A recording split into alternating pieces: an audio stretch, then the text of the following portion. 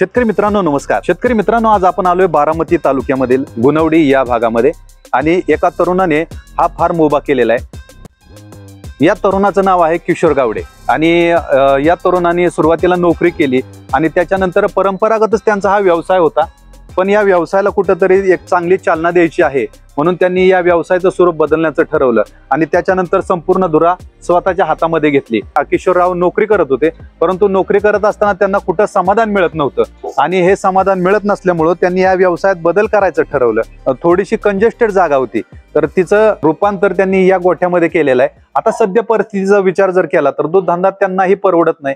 साधारण ज्या काळामध्ये त्यांना 60,000 रुपये निव्वळ नफा मिळायचा, तो आता त्यांना कमी नफा मिळतोय, परंतु त्यांचा हा दूध व्यवसाय अजून चालू आहे। सगळ्यात महत्वाची गोष्ट त्यांनी एक केली की त्यांनी संपूर्ण ज्या गायी आहेत त्या घरच्या गायींच्या कालवडीच्या तयार केलेल्या आहेत। तर कालवडींच्यासाठी त्यांनी एक वेगळं संगोपन गृह केलेलं आहे, जे खूप महत्वाचं आहे। तुमच्याकडे 4 कालवडे असू द्या, 5 कालवडे असू द्यात किंवा कालवड संगोपनासाठी एक स्वतंत्र तुमच्याकडे असणं गरजेचे आहे।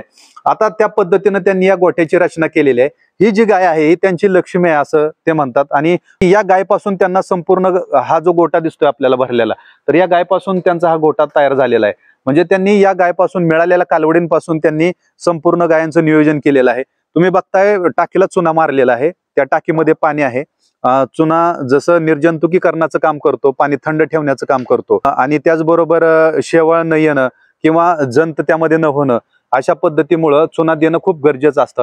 तर ही जी गाय आहे त्यांची पहिली, तर या गायची ही शेवटची कालवड आहे। त्याच्यानंतर त्या गायला त्यांना भरवलेलं नाही आणि ही साधारण आता 1 महिना झालं आता या कालवडीला सिमेंट भरलेलं आहे। तर ही 75% कालवड आहे आणि त्याला आता सिमेंट भरलेलं आहे। त्यांनी गव्हाणीचं खूप चांगल्या पद्धतीनं स्ट्रक्चर केलेलं आहे। मित्रांनो, त्यांनी गव्हाणीला कुठलेही उभे अँगल लावलेले नाहीत, कारण त्यांचं असं मत आहे की गायला कदाचित इजा होऊ शकते मारामारीत, तर त्यांनी अशा प्रकारचं त्यांनी अँगल लावलेलं आहे। साधारण गव्हाणीला त्यांनी अशा पद्धतीचे अँगल मारलेले आहेत आणि त्यांनी ही साखळी केलेली आहे आणि या साखळीला त्यांनी अशा पद्धतीचं हुक केलेलं आहे, जे हुक आपण गायींच्या गळ्यामध्ये सहज पद्धतीनं आपण अडकवू शकतो आणि गाय याला बांधून ठेवू शकतो। आता ह्या कालवडींच्यासाठीचं हे संगोपन गृह आहे वेगळं।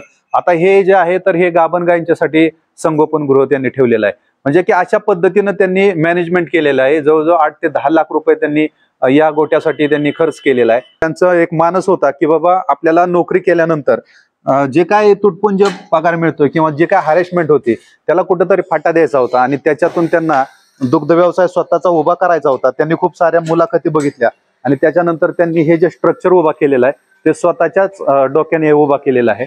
त्यांची आता दूध काढण्याची वेळ सुरू झालेली आहे, ते दूध काढत आहेत आणि जवळजवळ 15 गायी आहेत आता त्यांच्याकडे। सद्य परिस्थितीचा जर विचार केला तर ते की सुरुवातीला खूप चांगल्या पद्धतीनं दुग्ध व्यवसाय परवडत होता, परंतु आता दुग्ध व्यवसाय परवडत नाही। कटर असणं खूप गरजेचं आहे आणि पावसाच्या साठी संरक्षण असावं, कारण हा लाईटचा विषय असतो, म्हणून त्यांनी आतच कंपार्टमेंट केलेला आहे या कटरसाठी। सध्या परिस्थितीला चाऱ्याची म्हणजे टंचाई असल्यामुळे त्यांनी वाड्यावरती भर दिलेला आहे। खरं तर वाडा हा गायींच्यासाठीचा अयोग्य विषय आहे, परंतु त्यांनी पशुखाद्यातून या संपूर्ण गोष्टी मॅनेज केलेल्या आहेत। त्यांनी पशुखाद्य 2 प्रकारचं दिलेलं आहे आणि भुसा, कॅल्शियम पावडर इथं आपण बघतोय, तर हे संपूर्ण गोष्टी इथं आहेत। सिल्वर पॅलेट म्हणून नंदनची पशुखाद्य आहे इथं, वाटतं हे हॅटसन कंपनीचं पशुखाद्य आहे आणि कॅल्शियम पावडर असते, मिनरल मिक्सचर ते वापरत असतात। एक वेगळं इथं रूम केलेलं आहे, जे की पेंड असेल किंवा शेतीचं साहित्य ठेवण्यासाठी। इथं संपूर्ण गोट्यासाठी जे काय लागणारे आहेत, पंख्याची, लाईटची कनेक्शन, तर याला नंबर आणि नाव लिहून इथं ठेवलेलं आहे। हा मुक्त गोठा आहे। या संपूर्ण गायींच्यासाठी मुक्त गोट्याचं इथं नियोजन केलेलं आहे। गायी दूध काढल्यानंतर मुक्त केल्या जातात। सध्या मिल्किंग मशीनच्या साहाय्यानं ते आता दूध काढत आहेत। एका गायला इजा झाली होती आणि त्याच्यानंतर ती गाय दूध देत नव्हती, म्हणजे दूध हाताने काढू देत नव्हती आणि त्याच्यानंतर त्यांनी त्याच दिवशी मिल्किंग मशीन घेण्याचा निर्णय घेतला। त्याच्या अगोदर म्हणजे मनामध्ये घ्यावी का नको असं चाललं होतं, परंतु त्यांनी ती मिल्किंग मशीन घेतली आणि आज त्यांना सुख लागलेलं आहे। म्हणजे की मिल्किंग मशीनमुळं वेळ वाचतोय, गायींना वासरू जसं पितं त्या पद्धतीनं ही इजा न होता दूध काढलं जातंय। गायीच्या सडाला जरी काय थोडीफार जखम असली तरी पण त्या गायीला कुठलाही त्रास होत नाही। तर किशोरराव आणि त्यांची आई ही दोघं फार्म सांभाळत असतात। तर आता हे 4च्या नंतरचं शेड्यूल आहे। गोठ्यामध्ये पंख्याची व्यवस्था केलेली आहे, तर टेम्परेचर मेंटेनसाठी ही खूप महत्वाची गोष्ट आहे। जर आपण टेम्परेचर मेंटेन केलं तर दुधामध्ये वाढ होऊ शकते। आणि सगळ्यात महत्वाचं जे काही चिलटा असतील, डास असेल, माशा असेल, तर या पंख्याच्या हवेमुळं गोट्यामध्ये राहत नाहीत, जंत निर्मूलन ते करत असतात। आणि संपूर्ण या ज्या गायी दिसतात तुम्हाला, तर या घरच्या एका गायीच्या गायी केलेल्या आहेत त्यांनी। आणि आता त्यांनी जर्सी गायीचं जे सिमेंट वापरलेलं आहे या गायींच्यासाठी, आणि त्यांचा असा अभ्यास आहे की जर्सी गाय ही खूप स्ट्रॉंग असते, आजाराला कमी बळी पडते, त्याच्यामुळं दुधाची क्वालिटी चांगली मिळते, त्याच्यामुळं निश्चितच आपल्याला दर चांगला मिळेल। म्हणून येणाऱ्या पैदाशीवरती आता त्यांनी तसा भर दिलेला आहे आणि अशा पद्धतीने या गायींना त्यांनी ते सिमेंट पण वापरलेलं आहे। तर येणाऱ्या काही दिवसामध्ये आपल्याला तेही सिमेंट पाहायला मिळेल। जर्सी गायींचं त्यांनी जे सिमेंट भरलेलं आहे, तर इम्पोर्टेड सिमेंट वरती त्यांनी काम केलेलं आहे, वेगवेगळ्या मुलाखती बघून। तर अशा पद्धतीचं हे त्यांनी स्ट्रक्चर केलेलं आहे, मुक्त गोटा केलेला आहे। सुरुवातीला घरापाशी त्यांना खूप कमी जागा होती, त्याच्यामुळं करू शकले नव्हते। आता इथं मुक्त गोटा केलेला आहे, तर त्यांना तो फायदा जाणवतोय।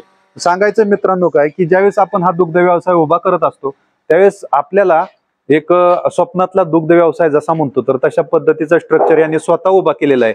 कुणाचीही त्यांनी मदत घेतली नाही, त्यांना मनातून जसं वाटलं त्या पद्धतीनं त्यांनी काम करणाऱ्या लोकांच्याकडून त्यांनी ते स्ट्रक्चर उभा केलं, वेल्डर लोकांच्याकडून ते सगळं स्ट्रक्चर उभा करून घेतलेलं आहे। म्हणजे की जर मनामध्ये जिद्द असेल तर आपण नक्कीच या व्यवसायाला एक चांगलं स्वरूप देऊ शकतो।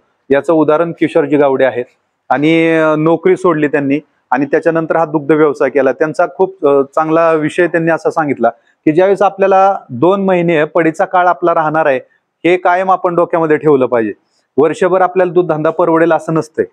मग आता या पडीच्या काळामध्ये जो काय आपल्याला जास्तीचा फायदा मिळतो, तर हा फायदा आपण थोडाफार साठवून ठेवला पाहिजे आणि या फायद्याचं रूपांतर आपण ह्या पडीच्या काळामध्ये केलं पाहिजे। म्हणजे ज्यावेळेस पडीचा काळ असतो त्यावेळेस हे पैसे आपल्याला वापरता आले पाहिजेत। त्याच्यामुळं आपल्याला कुठलाही ताण, कमी दुधाचे दर झाले तरी येणार नाही आणि आपला धंदा आहे त्या पद्धतीनं चालू राहील। गायींचं जे आरोग्य म्हणतो आपण, ज्यावेळेस दुधाला दर कमी होतो त्यावेळेस आपण काय करतो की गायींना चाऱ्याकडे दुर्लक्ष असतं किंवा पशुखाद्य कमी प्रतीचं देतो किंवा कमी प्रमाणात देत असतो, तर त्याच्यामुळे गायींचं नुकसान होत असतं। मग हे नुकसान टाळण्यासाठी हे जे आपण थोडंफार सेव्हिंग केलेलं असतं, ज्यावेळेस आपल्याला दूध धंदा परवडत असतो त्यावेळेस, तर ते आपण आता या पडीच्या काळामध्ये वापरू शकतो, जेणेकरून आपल्याला ज्या गायी खराब होत असतात याच काळामध्ये दुर्लक्ष केल्यामुळं त्या गायी खराब होणार नाहीत। जसं आपलं दूध जास्त होतं त्या काळामध्ये जसं संगोपन चालतं त्या पद्धतीनं संगोपन यानंतरच्याही काळात चालेल असं त्यांचा मानस आहे। म्हणजे किशोरजी यांनी खूप चांगला व्यापक विचार केलेला आहे आणि त्यांचं 20 गायींचं टार्गेट आहे। भविष्यामध्ये त्यांना खूप आपल्या शेतकरी मित्रांच्याकडून खूप शुभेच्छा असतील की त्यांच्या 20 गायींचा खूप चांगल्या ब्रीडच्या टॉप क्वालिटीच्या गायी त्यांच्या फार्ममध्ये आपल्याला बघायला मिळतील। आणि जसं किशोर गावडे या तरुणाने दुग्ध व्यवसायामध्ये काम करत आहेत, तसे महाराष्ट्रातील खूप तमाम मित्र आहेत जे ज्यांना नोकऱ्या नाहीत म्हणून त्यांनी या दुग्ध व्यवसायाकडे आलेत, किंवा ज्यांना आवड म्हणून किंवा लोकांचं बघून त्यांनी दुग्ध व्यवसायाकडे वळालेले आहेत। निर्णय जरी आपला चुकीचा असेल किंवा चुकलेला असेल, तो आता आपल्या कष्टाच्या मदतीनं हा निर्णय सार्थक कसा करायचा हा आपल्या हातामध्ये विषय आहे। म्हणून मित्रांनो, कुठल्याही पद्धतीनं खचून जाऊ नका। थोड्या दिवसात आपल्याला चांगले दुधाचे दर मिळतील आणि आपला दूध व्यवसाय परत पाहिल्यासारखा फायदेशीर होईल, परवडेल आपल्याला, अशीच आपण आशा करणार आहोत। आणि येणाऱ्या काळामध्ये किशोरजी गावडे यांचा ज्या पद्धतीनं दुग्ध व्यवसाय चालतो त्या पद्धतीनं आपण ही वेगवेगळ्या कंपार्टमेंट, कालवडांचं वेगळं संगोपन, अशा पद्धतीची रचना जर करता आली तर नक्की करा। आणि हा दूध व्यवसायाला आपल्याला लाईफ टाइम म्हणजे की आयुष्यभरासाठी हा व्यवसाय आपल्याला करायचा आहे, अशा प्रकारचं स्ट्रक्चर उभा करा। क्वालिटीमध्ये कुठेही कॉम्प्रोमाइज करू नका, गायींची निवड चांगली करा, घरच्या जातीवंत गायीपासून तुम्ही कालवडींची पैदास तयार करा आणि त्यातून गायी तयार करा। निश्चितच आपल्याला हा धंदा फायदेशीर होणार आहे।